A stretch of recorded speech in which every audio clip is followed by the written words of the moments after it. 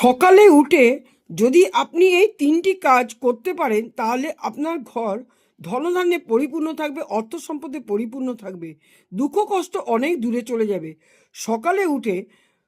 যদি আপনি সূর্য অস্ত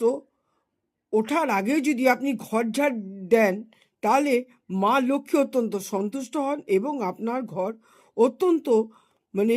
পজিটিভ পাওয়ারে ভর্তি থাকবে এবং আপনার ঘর খারাপ দোষ কখনোই থাকবে না। 2 নম্বর হচ্ছে সকালে উঠে অন্য কিছু করার আগে যদি ঈশ্বরের নাম নেন কিছুক্ষণ, অল্প টাইম 10 মিনিট যদি ঈশ্বরের নাম নেন তাহলে পুরোটা দিন আপনার ভালো কাটবে এবং খারাপ দোষ আপনার থেকে অবশ্যই দূরে সরে যাবে। 3 নম্বর, যদি নাকি আপনি সকালে উঠে যদি